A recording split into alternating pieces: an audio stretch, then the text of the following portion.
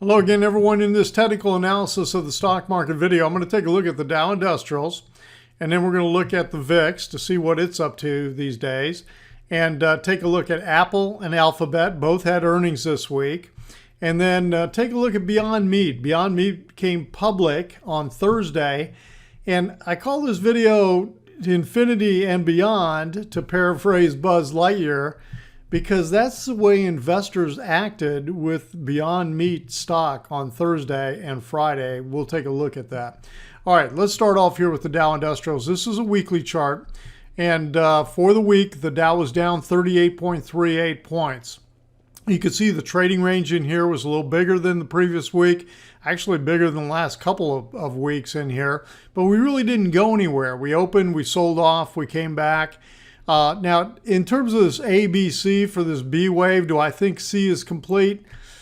It could be, but it's a pretty short wave. We're just going to have to watch and see how does the price action happen in here. I am looking at this as if we're working a flat, an A, B, C. Okay, now B has come back almost to the beginning of the A wave. We're not quite there yet, but that would be the target that we push back there. Could we push beyond that? Absolutely. There is no rule that says it has to end right in here.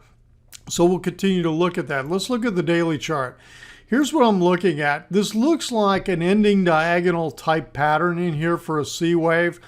But again, it's very, very short. So here's my initial take on it. Now, my alternate count is that maybe the third wave in this C wave in here is what ended here, not wave 5. This little Roman numeral V5 in here.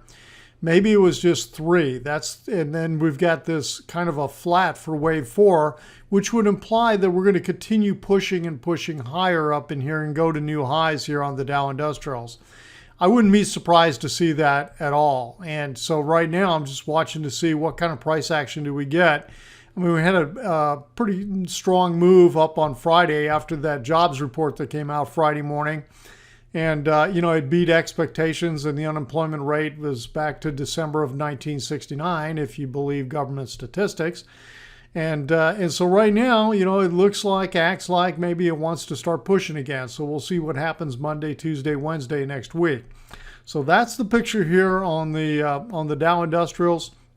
Right now, you just got to sit back and say, the trend is still trending to the upside. When I look at the moving averages, everything is still trending this way. You basically, when you're trading, you got to trade what's in front of you right now. And so right now the trend is there, and it could be getting close to ending. My expectation, it doesn't matter, whether I'm looking at a flat in here. Let me go back to the flat. Okay, it doesn't matter whether I'm looking at a flat, which I'm expecting the next big move to be to the downside, or if I look at an expanding triangle, the next big move after we finish this, the next big move will be to the downside. Okay, or if we have finished intermediate wave 4 and we're working an impulsive wave to the upside already, the next move, the next major move will be a wave 2 pullback. Okay, so that's what I'm looking for, and so now we've just got to sit back and say, okay, what's the market telling us? And right now the market's telling us that it's still trying to trend to the upside. Let's take a look at that VIX. Okay, the VIX on Friday dropped 1.55. It closed at 12.87 in here. Now, what I did was I drew a dotted line right at the close, 12.87. And let me get rid of this crosshairs. There we go. So you can see right across in here. So where is this? Okay, if you look back over here, let me see if I can move this back a little bit. Here's May of last year. Okay, and May into the summer, into the fall.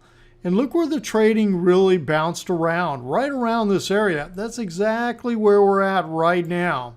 So we're back into that territory. And here we tried to make a run this last week. I mean, look at what happened on, what is that, Wednesday, Thursday? We went right at this trend line and just got rejected, totally rejected on Thursday. It came back down. So the VIX is not showing any sign of turning around. And we're basically, bouncing around in the basement again. And so we're not getting any kind of signal from the VIX that this market has finished moving up. We get a break to the upside, we break this trend line, then to me, that's going to be a first sign that something is changing, but we're not getting it yet. What's this red line? I put this red line at 20 because once it gets above 20, then you've really got an elevated situation like we had into the fall back here in October, and especially into December where it got all the way up into the mid to upper 30s. So that's the picture on the VIX. Let's take a look at Apple. Okay, here's the weekly chart on Apple. Apple was up $7.45 for the week. So it's continuing this pretty strong push that it's been in since the first of the year. And you can see we've been up, what, 1, 2, 3, I think that was an up week, 4, 5 weeks in a row is what this looks like to me. So I have this in a counter trend. I do believe that we've had a cycle wave five primary waves to the upside in here on the weekly chart. This is the picture I've got on Apple. And so if we look over here at the daily chart, here's what happened. Here's what's happening on the daily as we drill down a little bit. I think we've got an extended WXY type pattern here for this wave 2. And we're in this upward trending channel, and we're getting some pretty good divergence that's pulling in here.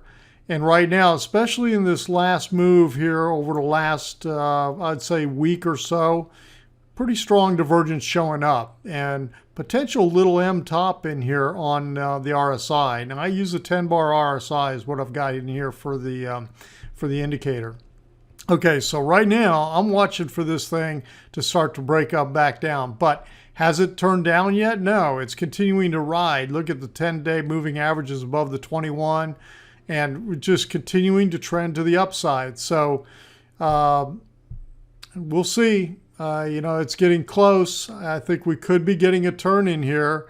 If you decide to, that you want to play it to the downside, you've got to put your stop above the high here and just say, okay, is that a risk that I'm willing to assume? All right, so that's Apple. Let's take a look at Alphabet. So here's the picture for Alphabet. I like calling them Google still. I mean, that is their ticker symbol.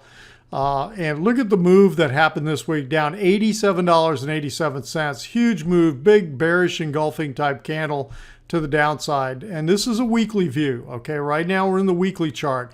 Now, I drew this dotted line down here at an area where support had come in before. And, yeah, it's come down into this area. This is around, where is this? Like $978, I think, is the low, and the low here was $977.66. So let's call it $978. Can it come all the way down there? Yeah. Do I think it's going to happen next week? No. But right now, it sure looks like, acts like it wants to reverse. And where did it come right off that? Yeah, we went right to that high. Okay, so the high the week of July 22nd was 1291.44. The high this last week, 1296.97. So we punched $5 above that high, and then we reversed back down on the earnings. Here's what the daily chart looks like. So just like Apple, Google was in an upward sloping, upward trending channel, okay? But it broke on down out of that channel pretty substantially with that earnings. So now the real question is, Apple didn't have that kind of reaction to their earnings. The investors liked it.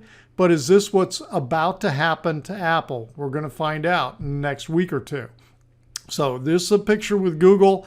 It looks like we got a breakdown, and we'll see how much trending it wants to do to the downside. That's what I would be looking for. We could get a snapback, pull back up to this channel. Short term, we'll see. Friday it was up. Friday was up $23.04. All right, let's take a look at that Beyond Meat. Okay, here's Beyond Meat. Now, I've got a 10-minute bar on here. You can see I've got a 10-minute down here. I've got a 10-minute bar showing so I can get a little bit of decent, history in here. But it really only traded Thursday and Friday, okay? So this is the picture, and it was originally priced to come public, I think, around $25 a share. Where did it open? Right in here. It opened the first 10 minutes. It opened at $46, and the high was 47, the low was 45, and then it exploded in the second 10 minutes, and it came all the way up, and here's where it closed the day. It closed right in here, and this close was $65.74. So the entire range. Then the next day, Tuesday morning, it opened with a bang, went all the way up here. The high was $74. So here's the range right in here, 74 down to 45. Okay, 74 to 45 is the price range for 2 days worth of trading on Beyond Meat. We'll see. It'll be interesting to see where this goes. And with this kind of investor appetite and enthusiasm, everybody is really curious as to what's going to happen with Uber next week. Uber is going public next week. Don't know if we're going to get the same reaction. We'll see. All right, everyone, that's it for this video. If you felt like the video was helpful, hit the thumbs up. And if you're not a subscriber, subscribe. So if you'd like to get more of this kind of analysis, insight, trade ideas, and education, head on over to joehenches.net and check out the membership over there. Everyone, have a great weekend. Let's see, today is May 4th, right? May the force be with you. And I'm going to go watch the Kentucky Derby.